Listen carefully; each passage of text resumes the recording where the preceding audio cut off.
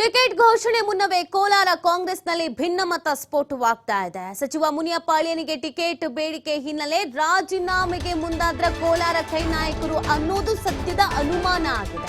So ಇನ್ನು ಅಧಿಕೃತವಾಗಿ announce ಆಗಿಲ್ಲ. ಭಿನ್ನಾಭಿಪ್ರಾಯ ಭಿನ್ನಮತ ಅನ್ನೋದು ಸ್ಫೋಟವಾಗ್ತಾ ಇದೆಯಾ ಅನ್ನುವಂಥ ಪ್ರಶ್ನೆ ಮುಂದಾಗ್ತಾ ಇದೆ. ರಾಜೀನಾಮೆಗೆ ಕೋಲಾರ ಕೈ ನಾಯಕರು ಮುಂದಾಗಿದ್ದಾರೆ ಅಂತ ಹೇಳಲಾಗ್ತಾ ಇದೆ.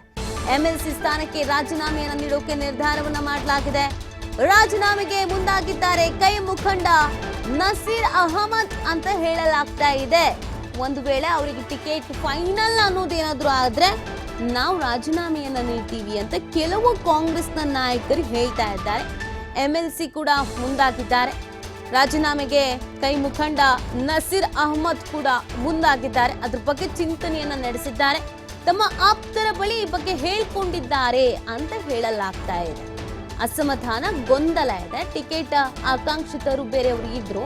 ಇನ್ನು ಅಧಿಕೃತವಾಗಿ ಅನೌನ್ಸ್ ಮಾಡದೇ ಇದ್ರೂ ಕೂಡ ಸಚಿವ ಮುನಿಯಪ್ಪ ಅಳಿಯನಿಗೆ ಟಿಕೆಟ್ ಬಹುತೇಕ ಫಿಕ್ಸು ಅನ್ನುವಂತ ಚರ್ಚೆ ಶುರು ಆಗ್ತಾ ಇದ್ದ ಹಾಗೇನೆ ರಾಜೀನಾಮೆ ಕೊಡ್ತೀವಿ ನಾವು, ಎಂಎಲ್ಸಿ ಸ್ಥಾನಕ್ಕೆ ರಾಜೀನಾಮೆಯನ್ನು ನೀಡುವಂತ ನಿರ್ಧಾರವನ್ನು ಕೂಡ ನಸೀರ್ ಅಹಮದ್ ಅವರು ಮಾಡಿದ್ದಾರೆ. ತಮ್ಮ ಆಪ್ತರ ಬಳಿ ಈ ಬಗ್ಗೆ ಹೇಳ್ಕೊಂಡಿದ್ದಾರೆ ಅಂತ ಕೂಡ ಹೇಳಲಾಗ್ತಾ ಇದೆ.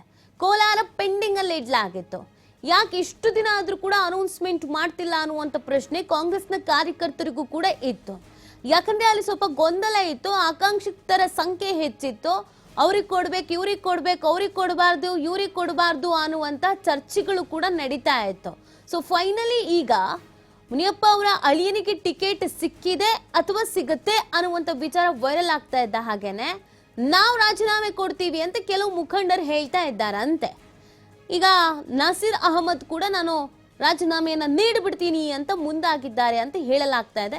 ಅವರ ಆಪ್ತರ ಜೊತೆಗೆ ಒಂದಷ್ಟು ಚರ್ಚೆಗಳನ್ನು ಕೂಡ ಮಾಡ್ಕೊಳ್ತಾ ಇದ್ದಾರೆ.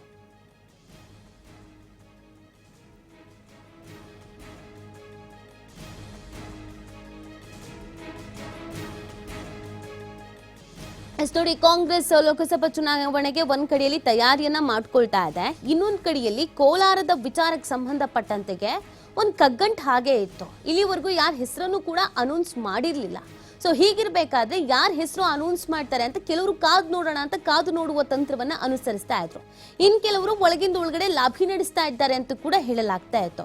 ಇವತ್ತು ಮಲ್ಲಿಕಾರ್ಜುನ ಖರ್ಗೆ ಅವರು ಒಂದು ಸ್ಟೇಟ್ಮೆಂಟ್ ಅನ್ನ ಮಾಡ್ತಾರೆ. ಯಾಕೆ ಫೈನಲ್ ಆಗಿಲ್ಲ, ಇಲ್ಲೇ ಇದ್ದಾರಲ್ಲ ಕೇಳಿ ಅಂತ ಹೇಳೋದ್ರ ಮುಖಾಂತರವಾಗಿ ಅವರ ಅಳಿಯನಿಗೆ ಟಿಕೆಟ್ ಸಿಕ್ಕಿದೆ ಅನ್ನುವಂಥ ರೀತಿಯಲ್ಲಿ ಮಾತನಾಡ್ತಾರೆ. ಈಗ ಒಂದಷ್ಟು ಅಸಮಾಧಾನ ಇದೆ ಅಂತ ಕೂಡ ಹೇಳಲಾಗ್ತಾ ಇದೆ.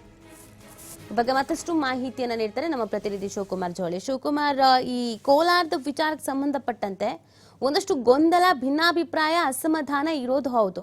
ಸೊ ಈ ವಿಚಾರದಲ್ಲಿ ಅಭ್ಯರ್ಥಿಯ ಹೆಸರು ಅಧಿಕೃತವಾಗಿ ಘೋಷಣೆ ಮಾಡುವುದು ಮತ್ತು ಅಸಮಾಧಾನ ಏನೆಲ್ಲ ಬೆಳವಣಿಗೆ ಆಗ್ತಾ ಇದೆ ಅಂತ ಕ್ಷೇತ್ರದಲ್ಲಿ? ನೀತಿ ಕಾಂಗ್ರೆಸ್ ಪಕ್ಷ 4 ಲೋಕಸಭಾ ಕ್ಷೇತ್ರಗಳಿಗೆ ಟಿಕೆಟ್ ಅನ್ನ ಅಧಿಕೃತವಾಗಿ ಘೋಷಣೆ ಮಾಡಬೇಕಾಗಿದೆ. ಚಾಮರಾಜನಗರ, ಬಳ್ಳಾರಿ ಹಾಗೆ ಚಿಕ್ಕಬಳ್ಳಾಪುರದ ಟಿಕೆಟ್ ಅನ್ನ ಈಗಾಗಲೇ ಬಹುತೇಕವಾಗಿ ಫೈನಲ್ ಮಾಡಿದೆ. ಅಂತಿಮವಾಗಿ ಘೋಷಣೆ ಆಗ್ಬೇಕಾಗಿದೆ. ಆದ್ರೆ ಕೋಲಾರದ ಟಿಕೆಟ್ ವಿಚಾರದಲ್ಲಿ ಇನ್ನೂ ಕೂಡ ಸಾಕಷ್ಟು ಕಗ್ಗಂಟು ಮುಂದುವರೆದಿದೆ. ಒಂದು ಕಡೆ ರಮೇಶ್ ಕುಮಾರ್ ಅವರ ಬಣ, ಮತ್ತೊಂದು ಕಡೆ ಮುನಿಯಪ್ಪ ಅವರ ಬಣ ಟಿಕೆಟ್ಗಾಗಿ ಸಾಕಷ್ಟು ಲಾಬಿಯನ್ನ ಮಾಡಿದೆ. ಆ ಒಂದು ಕಾರಣಕ್ಕೆ ಟಿಕೆಟ್ ಅನ್ನ ಫೈನಲ್ ಮಾಡುವಲ್ಲಿ ವರಿಷ್ಠರು ಕೂಡ ವಿಫಲರಾಗಿದ್ದಾರೆ, ರಾಜ್ಯ ನಾಯಕರು ಕೂಡ ವಿಫಲರಾಗಿದ್ದಾರೆ. ಇವತ್ತು ಖರ್ಗೆ ಅವರ ನಿವಾಸದಲ್ಲಿ ನಡೆದಂತಹ ಮುನಿಯಪ್ಪ ಅವರ ಮಾತುಕತೆ ಸಂದರ್ಭದಲ್ಲಿ ತಮ್ಮ ಅಳಿಯನಿಗೆ ಟಿಕೆಟ್ ಕೊಡಬೇಕು ಅನ್ನುವಂತ ಬಲವಾದಂತ ಡಿಮ್ಯಾಂಡ್ ಅನ್ನ ಮುನಿಯಪ್ಪ ಅವರು ಇಟ್ಟಿದ್ದಾರೆ.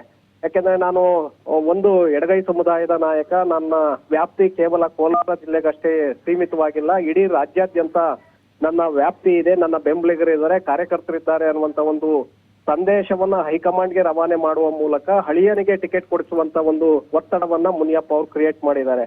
ಹೀಗಾಗಿ ಮುನಿಯಪ್ಪ ಅಳಿಯನಿಗೆ ಟಿಕೆಟ್ ಅನ್ನ ಕೊಡುವಂತ ಒಂದು ನಿರ್ಧಾರಕ್ಕೆ ಈಗ ಕಾಂಗ್ರೆಸ್ ನಾಯಕರು ಬಂದಿದ್ದಾರೆ. ಸೊ ಹಾಗಾಗಿ ರಮೇಶ್ ಕುಮಾರ್ ಬಣದಲ್ಲಿ ಗುರುತಿಸಿಕೊಂಡಿರುವಂತಹ ಶಾಸಕರು ಮತ್ತೆ MLCಗಳು ಈಗ ರಾಜೀನಾಮೆ ನೀಡುವಂತ ಒಂದು ನಿರ್ಧಾರಕ್ಕೆ ಈಗ ಬಂದಿದ್ದಾರೆ. ಯಾಕೆಂದ್ರೆ ಮುನಿಯಪ್ಪ ಅವರ ಮಗಳು ಈಗಾಗಲೇ KGF ಶಾಸಕಿಯಾಗಿದ್ದಾರೆ. ಮುನಿಯಪ್ಪ ಅವರು ದೇವನಹಳ್ಳಿ ಶಾಸಕರು, ಜೊತೆಗೆ ಸಚಿವರು ಕೂಡ ಆಗಿದ್ದಾರೆ. ಈಗ ಅವರದೇ ಕುಟುಂಬದ ಮತ್ತೊಬ್ಬ ಮಗಳ ಗಂಡನಿಗೆ ಅಂದ್ರೆ ಪತಿಗೆ, ಅಳಿಯನಿಗೆ ಈಗ ಲೋಕಸಭಾ ಟಿಕೆಟ್ ಅನ್ನ ಕೊಡೋದಕ್ಕೆ ಕಾಂಗ್ರೆಸ್ ನಾಯಕರು ನಿರ್ಧಾರವನ್ನ ಮಾಡಿದ್ದಾರೆ. ಸಾಮಾನ್ಯ ಕಾರ್ಯಕರ್ತರಿಗೆ ಇದರಿಂದ ಅನ್ಯಾಯ ಆಗ್ತಾ ಇದೆ.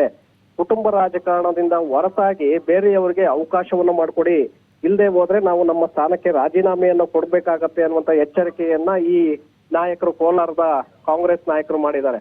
ಹಾಗಾಗಿ ಈಗ ಇವತ್ತು 12:30ಕ್ಕೆ ಸಭಾಪತಿಗಳ ಒಂದು ಸಮಯವನ್ನು ಕೂಡ ಕೇಳಿದ್ದಾರೆ.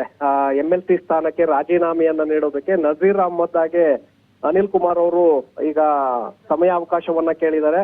12:30ಗೆ ಸಭಾಪತಿ ಬಸವರಾಜ ಹೊರಟ್ಟಿ ಅವರನ್ನ ಭೇಟಿ ಮಾಡಲಿದ್ದಾರೆ. ಆ ಸಂದರ್ಭದಲ್ಲಿ ರಾಜೀನಾಮೆಯನ್ನ ಅವ್ರಿಗೆ ರಾಜೀನಾಮೆ ಪತ್ರವನ್ನ ಕೊಡೋದಕ್ಕೂ ಕೂಡ ಈಗಾಗಲೇ ನಿರ್ಧಾರವನ್ನ ಮಾಡಿದ್ದಾರೆ. ಸಮಯ ಕೂಡ ನಿಗದಿಯಾಗಿದೆ.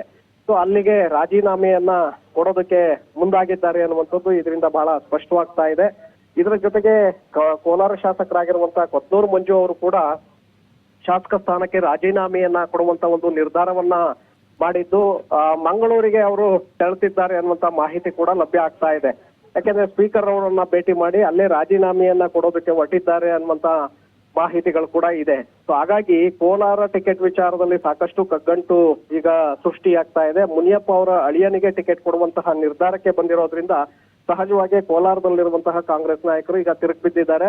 ಒಂದೇ ಕುಟುಂಬಕ್ಕೆ ಎಲ್ಲ ಟಿಕೆಟ್ಗಳನ್ನ, ಶಾಸಕರ ಟಿಕೆಟ್, ಮತ್ತೊಂದು ಶಾಸಕ ಟಿಕೆಟ್, ಹಾಗೆ ಈಗ ಲೋಕಸಭಾ ಟಿಕೆಟ್ ಕೂಡ ಅವರ ಮನೆಗೆ ಕೊಟ್ರೆ ಸಾಮಾನ್ಯ ಕಾರ್ಯಕರ್ತರ ಕಥೆ ಏನಾಗ್ಬೇಕು ಅನ್ನುವಂತ ಆರೋಪಗಳನ್ನ ಮಾಡಿ ಆಕ್ರೋಶಗಳನ್ನು ವ್ಯಕ್ತಪಡಿಸಿ ಈಗ ರಾಜೀನಾಮೆಯ ನಿರ್ಧಾರಕ್ಕೆ ಬಂದಿರುವಂತದ್ದು ನೀತಿ.